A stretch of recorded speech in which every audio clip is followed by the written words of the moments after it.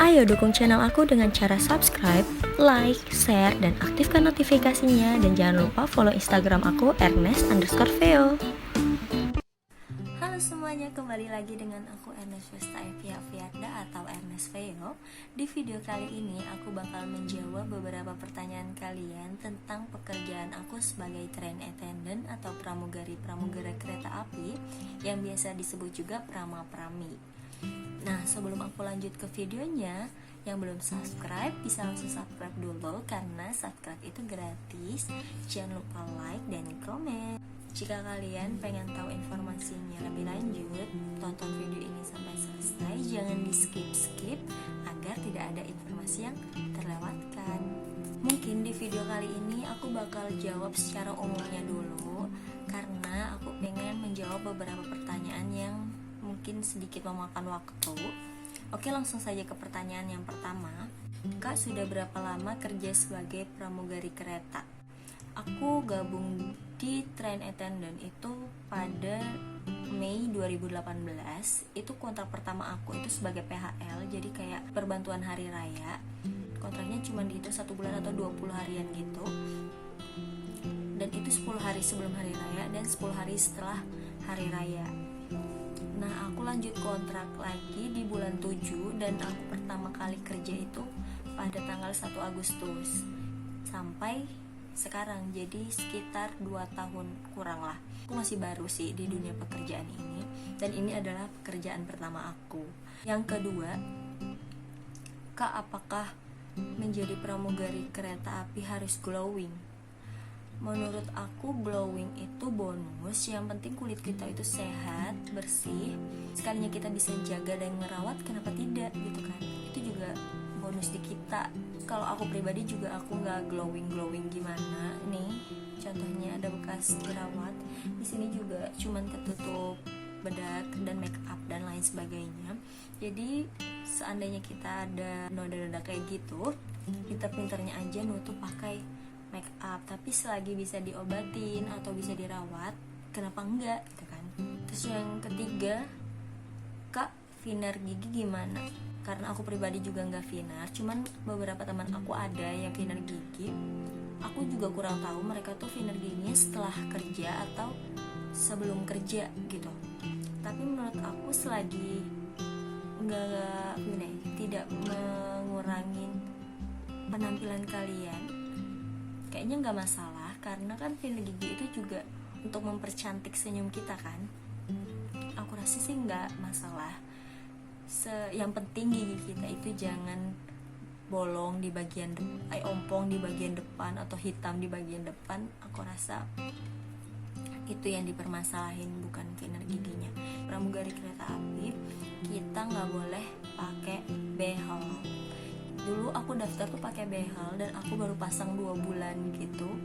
Dan setelah diterima aku disuruh lepas karena juga SOP-nya juga nggak boleh pakai behel. Jadi kalau kita mau terima pekerjaan ini, kita harus terima juga nggak pakai behel dan harus ngelepasin behel kita. Dan akhirnya aku lepas behel karena awalnya aku kan pakai behel pengen majuin gigi aku satu ini yang mundur ke belakang.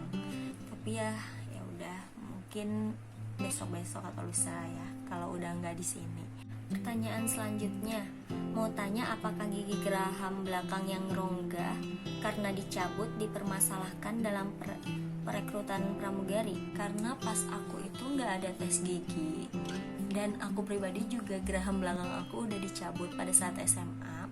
Menurut aku nggak dipermasalahin. Yang penting yang gigi utama yang ompong, menurut aku kayak gitu. Karena kita kan senyum, kalau senyum kan gigi geraham masih nggak kelihatan, sedangkan gigi yang 8 di depan itu pasti kelihatan gitu. Pertanyaannya lagi, Kak, apakah jadi pramugari kereta harus sekolah pramugari? Kalian yang mungkin udah ikutin Instagram aku, kalian tahu kalau aku juga X sekolah pramugari gitu. Dan aku pribadi menilai perlu nggak perlu itu tergantung di kaliannya lagi. Karena insya Allah nggak ada ilmu yang sia-sia, nggak ada pendidikan yang sia-sia.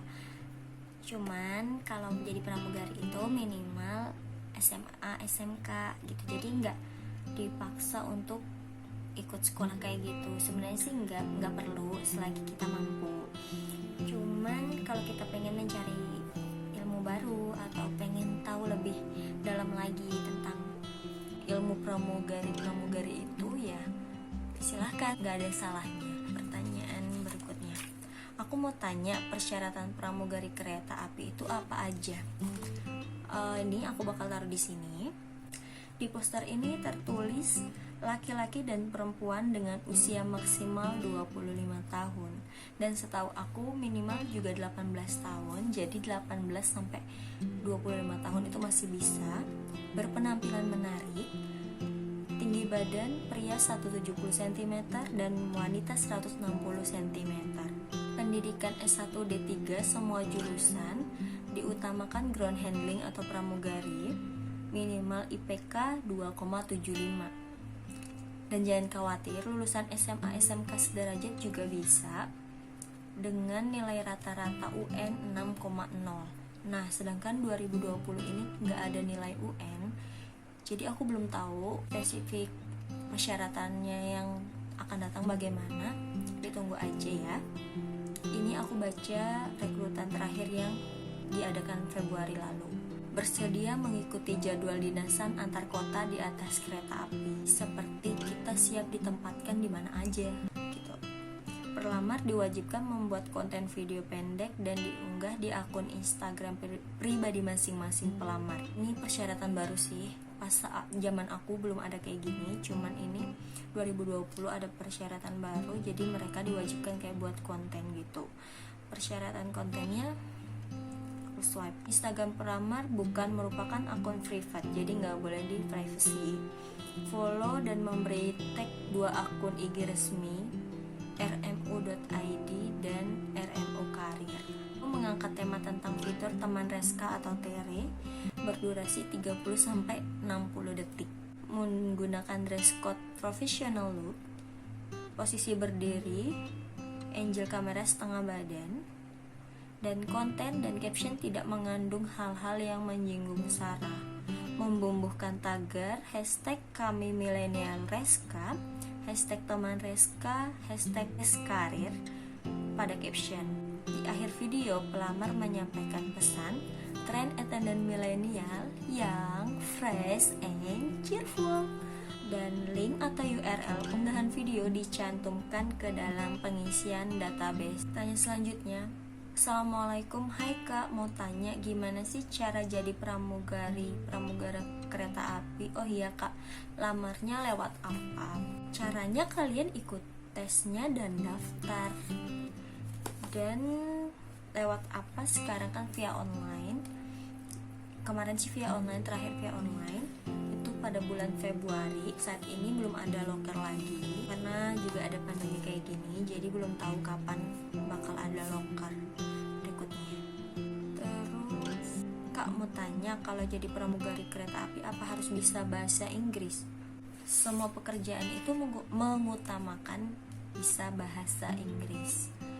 Cuman di syarat yang tadi aku share itu nggak ada harus bisa bahasa Inggris gitu kan. Jadi sebenarnya itu bisa sambil belajar juga, tapi selagi kalian ada kemauan belajar sebelum tes dan kalian bisa bahasa Inggris, kenapa tidak? Itu tidak merugikan kalian kan. Jadi jawabannya tidak. Misi kak, saya mau nanya, kakak pramugari kereta api apa ya? Jadi pramugari itu bisa lulusan SMK. Aku pramugari kereta apa ya? Pokoknya aku pramugari kereta api Indonesia. Terus pramugari KAI bisa lulusan SMK. Bisa, minimal itu lulusan SMA, SMK sederajat, jurusan apa saja, yang penting minimal nilai rata-rata UN 6,0. Untuk lulusan 2020 aku belum tahu jawabannya gimana. Pertanyaan berikutnya, kak mau tanya dong, kalau jadi pramugari kereta api gitu bisa sambil kuliah nggak? Kuliahnya yang kayak gimana dulu? Kalau kuliah reguler pada umumnya yang masuk setiap hari, aku rasa tidak. Karena apa? Karena jadwal kita kerja itu lebih banyak dibandingkan hari libur kita. Dan hari liburnya itu tidak nentu, nggak ada yang namanya tanggal merah, nggak ada libur Natal, libur Lebaran. Jadi kalau mau kuliah, ikut kayak kuliah online gitu, yang tanpa tatap muka. Beberapa teman aku yang kuliah, dia ambilnya kelas online gitu. Tanya yang berikutnya, Kak maaf ganggu, mau nanya kalau misalnya mau tahu info pendaftaran pramugari kereta di mana ya Kak? Kalian bisa follow IG-nya rmu.id, RMU Karir. Kak kalau umur 21 itu masih bisa daftar nggak? Masih, karena batas maksimalnya itu 25 tahun. Rata-rata UN harus 6 ya Kak. Aku tanya di adik-adik bawah aku yang daftar dan mereka gagal. Aku tanya gagalnya di mana. Mereka rata-rata jawab karena nilai UN rata-ratanya kurang dari 6. Kakak kerja di kereta api apa saja? Jadi aku itu kerja di kereta api BO6. Jadi kita kayak ada brand office gitu. Aku ditempatkan di brand office 6, yaitu di Yogyakarta. Jadi aku ikut lintas kereta-kereta api Jogja. Contohnya Taksaka, Fajar Utama Jogja, Senja Utama Jogja, terus Sancaka, Malioboro Express, Gajah Wong, dan paling bawah itu ada Progo, ada Bogowonto juga. Pertanyaan selanjutnya, Kak apa sih perbedaannya pramugari kereta sama pramugari pesawat? Dibilang perbedaannya dari namanya aja sudah berbeda, dan tempat kerjanya pastinya.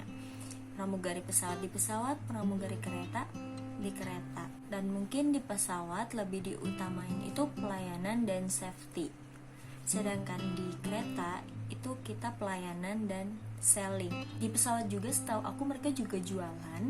Mungkin tugas utamanya itu pelayanan dan safety. Pertanyaan selanjutnya, Kak apa saja sih pekerjaan pramugari kereta? Pekerjaan pramugari kereta itu ada dua, yaitu pelayanan sama selling atau jualan. Pelayanan contohnya boarding, terus pergantian bantal dan selimut di kelas eksekutif, dan juga membantu penumpang kayak gitu ya, kayak mengarahkan penumpang ke tempat duduknya. Itu juga pekerjaan kita. Dan selling itu berjualan di atas kereta, menawarkan makan dan minum yang kita jual di atas kereta, kayak pakai troli gitu, jalan ke kabin-kabin penumpang dan sambil menawarkan makanan minuman seperti itu. Pertanyaan berikutnya, Kak kalau kerja itu biasanya pramugarinya ada berapa orang? Paling sedikit itu ada 3 orang, cuman biasanya 4 atau 5 orang. Lebih sering sih 4 atau 5 orang gitu. Pertanyaan selanjutnya, Kak pramugari kereta itu pegawai tetap atau kontrak? Pramugari kereta itu sistemnya kontrak. Jadi kontrak pertama itu 2 tahun dan kontrak langsungannya itu 1 tahun. Jadi 3 tahun, setelah 3 tahun biasanya dijeda dulu. Kalau mau lanjut lagi kita tes dari awal lagi, jadi 0 lagi kayak gitu.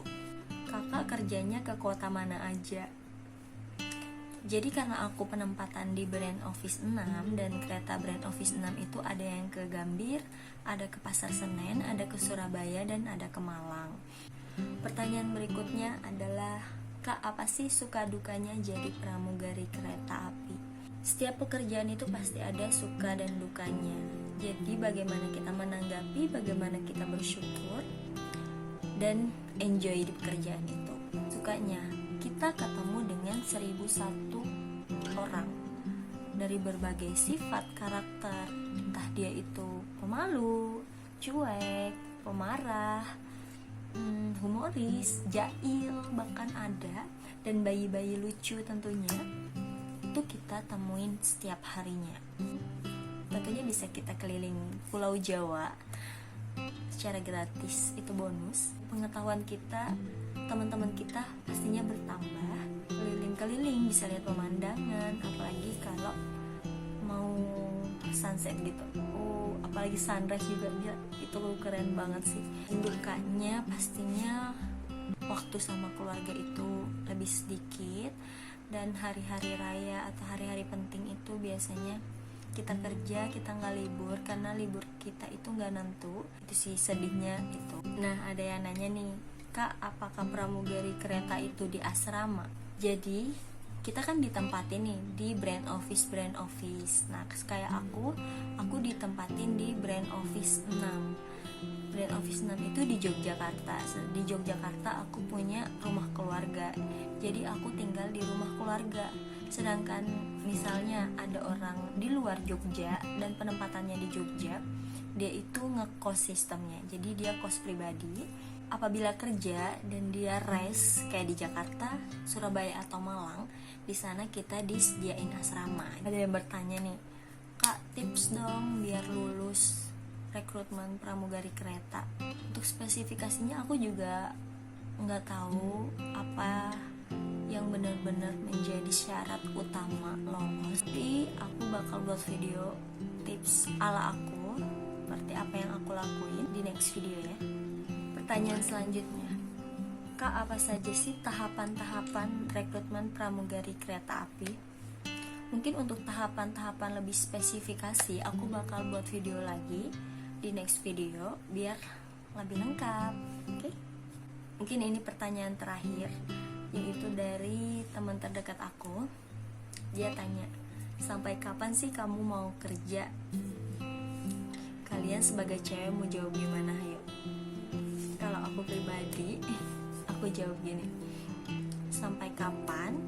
Sampai aku menemukan seseorang yang mau meminang aku. Jika aku menemukan pasangan dan dia tidak menginginkan aku kerja, berarti secara tidak langsung dia menyanggupin atau mampu menafkahi aku, dan dia harus adil terhadap aku, terhadap keluarga aku, terhadap keluarganya dia sendiri.